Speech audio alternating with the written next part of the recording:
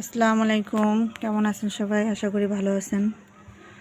দেখেন এখানে আমার ছাদের যে পাইপটা চলে গেছে, আমি এখানে ছোট ছোট 5 লিটারের গ্লানে করে রাখতাম।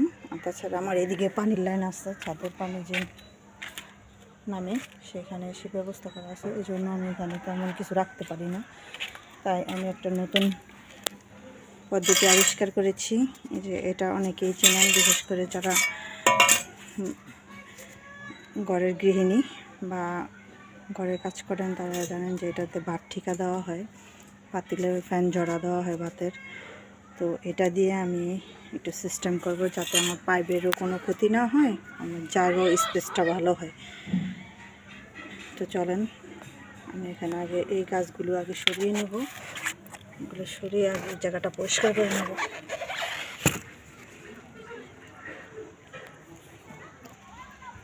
সবগুলো গাছ আমি সরিয়ে নিলাম এখানে পরিষ্কার করে। এখন আমি ঝাড়ু দিয়ে পরিষ্কার করে নেব।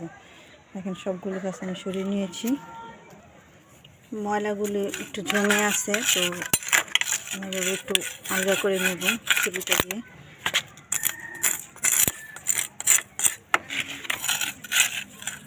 আলগা করে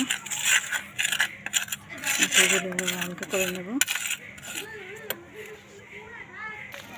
এবার আমি একটু ঝাড়ু দিয়ে পরিষ্কার করে নেব। এখানে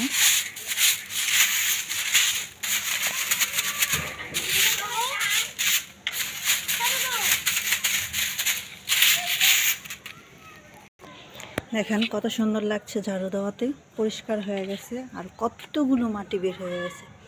তো আমি এখন যে সিস্টেম করব তো আর ময়লা হবে না। তো আমি কিভাবে কি করি আমার সাথেই থাকুন। দেখুন আমি আগে এটা এখানে দিয়ে দেব।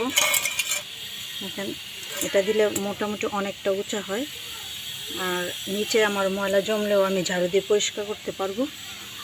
তো আমার সাথেই থাকুন, দেখতে থাকুন। আমার ভিডিওটি ভালো লাগলে লাইক করবেন, একটা লাইক দিয়ে দিবেন, সাবস্ক্রাইব করে দিবেন। দুই পাশে এভাবে দিয়ে দিলাম, এভাবে দুই পাশে দিয়ে দিলাম। এখন উপরে আমি শক্ত, আপনারা যে কোনো কিছু দিতে পারেন, আমি এখানে বাঁশ দিব।